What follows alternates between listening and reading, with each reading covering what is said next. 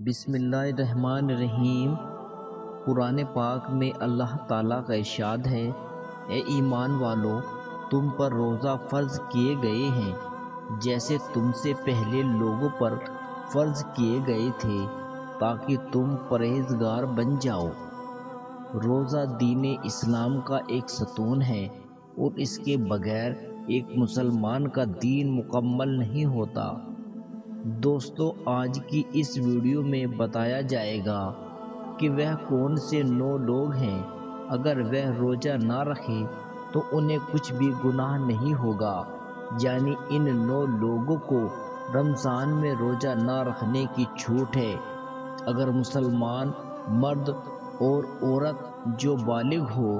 اور اپنے ہوش و حواس میں ہو، اس پر رمضان کے روزے رکھنا فرض ہے، یعنی کہ اس کے لیے پورے مہینے کے روزے رکھنا ضروری ہے، اور اگر وہ ان کی فرضیت کا انکار کرتا ہے تو وہ کافر ہے اور بلا وجہ روزہ چھوڑنا گناہ بھی ہے۔ لیکن کیا آپ جانتے ہیں 9 لوگ ایسے بھی ہیں جنہیں رمضان کے مہینے میں روزہ نہ رکھنے کی چھوٹ ہے، یعنی وہ 9 لوگ رمضان کے مہینے میں روزہ چھوڑ سکتے ہیں اور انہیں اس پر گناہ بھی نہیں ہوگا۔ نمبر 1، بیمار آدمی۔ سب سے پہلے انسان جو روزہ چھوڑ سکتا ہے وہ بیمار آدمی ہے۔ جو انسان سخت بیمار ہے تو ایسے انسان کے لیے روزہ نہ رکھنے کی چھوٹ ہے۔ اگر ایسا بیمار آدمی روزہ نہیں رکھتا تو اس پر کچھ بھی گناہ نہیں ہوگا۔ اب یہ بھی جان لیجئے ایسی کون سی بیماری ہے کہ جس میں روزہ نہ رکھنے کی چھوٹ ہے۔ ہم آپ کو بتاتے ہیں کہ یہاں پر ان بیماریوں کی بات نہیں ہو رہی جو عام طور پر نارمل لوگوں کو ہوتی ہے، جیسا کہ اگر کسی کے سر میں درد ہو گیا، گھٹنے میں درد ہو گیا، یا کسی کو سردی یا زکام لگ گیا، اس پر اس نے روزہ چھوڑ دیا تو ایسا کرنا بالکل بھی جائز نہیں۔ ایسے لوگوں کو روزہ رکھنا ضروری ہے۔ یہاں پر بھی بیماریوں سے مراد ایسی بیماری ہے جس میں انسان کی جان جانے کا خطرہ ہوتا ہے۔ اب یہ بھی جان لیجئے کہ وہ کون سی بیماری ہے جس میں جان جانے کا خطرہ ہے۔ اب یہ بھی جان لیجئے کہ وہ کون سی بیماری ہے۔ تو اس بات کا ایسے پتہ چلتا ہے کہ اگر کوئی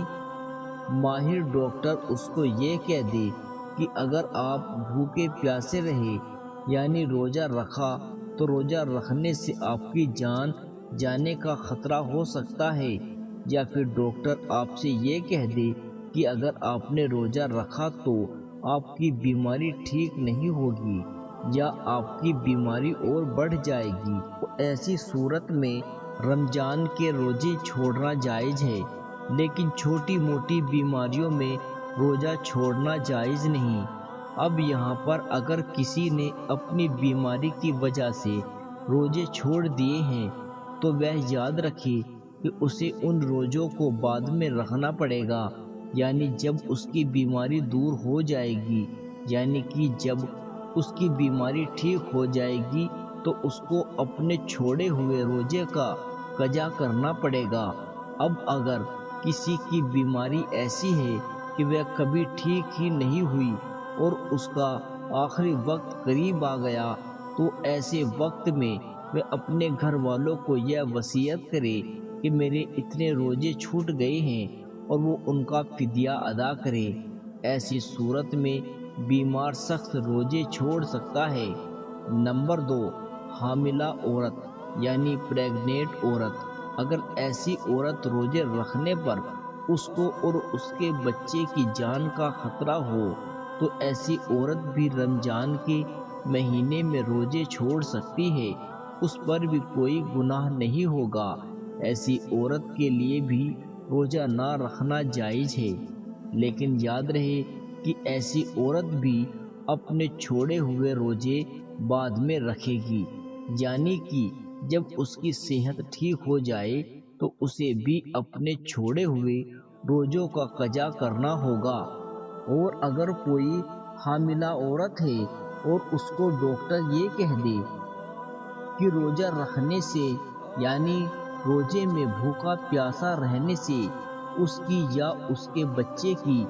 جان جانے کو کوئی خطرہ نہیں ہے تو ایسی عورت کے لیے روزہ رکھنا ضروری ہوگا۔ نمبر 3، زیادہ بڑھاپا ہونا، یعنی تیسرا وہ شخص ہے جو اپنی عمر کے آخری پڑاؤ میں پہنچ جائے، یعنی کوئی شخص بہت زیادہ بوڑھا ہو گیا۔ تو اگر کوئی ایسا شخص ہے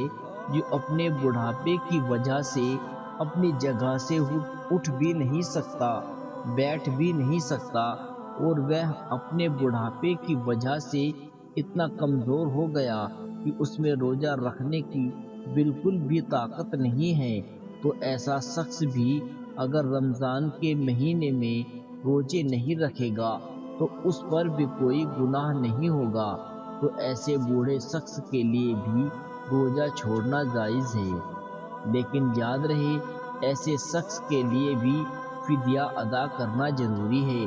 اور پھر اگر ایسے شخص کو بعد میں اتنی طاقت آ جائے اور وہ اپنے آپ کو تندرست محسوس کرنے لگے تو اس کو چاہیے کہ وہ اپنے چھوڑے ہوئے روزے بعد میں رکھ لے اور ان کی قضا کرے۔ لیکن اگر کوئی شخص اپنے بڑھاپے کی وجہ سے اتنا کمزور ہو گیا کہ اسے اپنے ٹھیک اور صحت مند ہونے کی کوئی امید ہی نہیں، تو اس کے لیے روزے معاف ہیں، لیکن اسے بھی اپنے ہر روزے کے بدلے میں فدیہ دینا پڑے گا۔ نمبر 4، دودھ پلانے والی عورت۔ یہاں یہ بات بھی واضح کر دے کہ پہلے زمانے میں ایسی عورتیں ہوا کرتی تھی جو لوگوں کے بچوں کو دودھ پلانے کا کام کیا کرتی تھی۔ وہ لوگوں کے بچوں کو اپنے ساتھ لے جایا کرتی تھی اور 2 یا 2.5 سال کے لیے اس بچے کو دودھ پلایا کرتی تھی اور انہیں دائیا کہا جاتا تھا۔ ایسی عورتوں کے لیے بھی رمضان میں روزے نہ رکھنے پر چھوٹ ہے جو بچوں کو دودھ پلاتی ہے، لیکن چونکہ اب ایسا زمانہ نہیں رہا لہٰذا ایسی مائیں جو اپنے بچوں کو دودھ پلاتی ہے اور اگر ان کو ڈاکٹر یہ کہہ دے کہ انہیں روزے رکھنے کی وجہ سے ان کے بچوں کو خطرہ ہے تو ایسی ماؤں کو بھی روزہ چھوڑنے پر کوئی گناہ نہیں، لیکن یاد رہے ایسی عورت کو بھی بعد میں اپنے ان روزوں کی قضا ضرور کرنی ہوگی۔ نمبر 5، پاگل یا دیوانہ شخص، یعنی 5واں شخص وہ ہے جس کا ذہنی توازن خراب ہو چکا ہے اور وہ پاگل یا دیوانہ ہو چکا ہے اور جو اپنے آپے سے باہر ہو چکا ہے اور جو بہکی بہکی باتیں کرتا ہو اور جو اچانک بے ہوش ہو جاتا ہو، ایسے لوگوں کو بھی روزہ چھوڑنا جائز ہے۔ یعنی کہ اگر ایسا شخص بھی روزے نہ رکھے تو اس پر بھی کوئی گناہ نہیں ہوگا، لیکن ایسے شخص کو بھی چاہیے کہ بعد میں جب وہ ٹھیک ہو جائے تو اپنے چھوڑے ہوئے روزوں کی قضا کر لے۔ نمبر 6، حیض اور نفاس والی عورتیں، یعنی ایسی عورتیں جن کا مہینہ پیریڈ چل رہے ہوں، وہ حیض والی عورتیں، اور ایسی عورتیں جنہوں نے بچے کو جنم دیا ہو اور ابھی تک ان کا خون آنا بند نہ ہوا ہو، تو ایسی عورتوں کو نفاس والی عورتیں کہتے ہیں۔ یہاں پر ایسی عورتوں کا بھی روزہ رکھنا جائز نہیں۔ روزہ رکھنے کے بعد حیض نفاس کا خون آنے پر روزہ ٹوٹ جاتا ہے۔ یہاں ایک بات بھی یاد رکھیں، پہلے بیان کیے گئے 5 قسم کے لوگ اگر روزہ رکھ لیتے ہیں تو ان کا روزہ قبول ہو جائے گا، لیکن حیض اور نفاس والی خواتین اپنی اس حالت میں روزہ نہیں رکھ سکتی، اور اگر وہ رکھے تو ان کا روزہ قبول نہیں ہوگا اور ان پر سخت گناہ ہوگا۔ ایسی عورت جب بعد میں پاک صاف ہو جائے تو ان کے لیے ضروری ہے کہ اپنے چھوڑے ہوئے روزوں کی گنتی پوری کر لے۔ نمبر 7، سفر پر ہونا، یعنی مسافر ہونا۔ ایسے انسان کو جو حالت سفر میں ہے اس کے لیے بھی روزہ نہ رکھنے کی چھوٹ ہے، اور روزہ نہ رکھنے پر اس کے لیے گناہ بھی نہیں ہوگا۔ لیکن یہ بات بھی جان لیجیے کہ اس سلسلے میں سفر کیسا ہوگا تو ہم آپ کو بتا دیں کہ جو سفر 82 کلومیٹر سے زیادہ ہو اور کم سے کم 15 دن کے سفر کی نیت کر کے گھر سے نکلا ہو تو ایسے مسافر شخص کے لیے روزہ نہ رکھنے پر چھوٹ ہے، لیکن جب ان کا سفر پورا ہو جائے پھر اس کے لیے روزہ رکھنا ضروری ہو جاتا ہے۔ اب یہاں یہ بات بھی قابل ذکر ہے، اگر کوئی شخص سفر کی حالت میں ہے اور وہ یہ کہے کہ وہ روزہ ضرور رکھے گا کیونکہ اس کا سفر آرام دہ ہے، تو ایسے مسافر سفر کی حالت میں بھی روزہ رکھ سکتا ہے اور اس کا روزہ ہو جائے گا، اور اگر سفر آسان ہے تو روزہ رکھ سکتا ہے، لیکن اگر روزہ نہ بھی رکھے تو اس پر کچھ گناہ نہیں۔ نمبر 8، ایسا شخص جس کی جان جانے کا خطرہ ہو، یعنی اگر کوئی شخص کسی کے پاس آ جائے اور وہ کہنے لگے اگر تم روزہ رکھو گے تو میں تمہیں مار دوں گا، اور اسے اپنی جان جانے کا خطرہ ہو، تو ایسے شخص کے لیے بھی روزہ نہ رکھنے کی چھوٹ ہے۔ لیکن یاد رہے، ایسے شخص کے لیے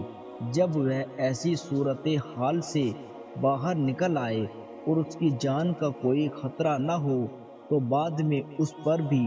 اپنے چھوڑے ہوئے روزے رکھنے کی قضا لازم ہوگی، اور اسے بعد میں اپنے چھوڑے ہوئے روزے رکھنا پڑے گے۔ نمبر 9، نابالغ بچہ، یعنی جیسا کہ ہم سب یہ بات جانتے ہیں کہ روزہ ہر بالغ انسان پر فرض ہے جو اپنے ہوش و حواس میں ہو، اس طرح روزہ نابالغ بچے پر فرض نہیں۔ اگر کوئی نابالغ بچہ روزہ نہیں رکھتا تو اس پر کوئی گناہ نہیں ہوگا اور اسے روزہ نہ رکھنے پر چھوٹ ہے، لیکن اگر کوئی بچہ 10 سال کی عمر کو پہنچ جائے، اس میں روزہ رکھنے کی طاقت آ جائے تو اس کو چاہیے کہ روزہ رکھنا شروع کر دے۔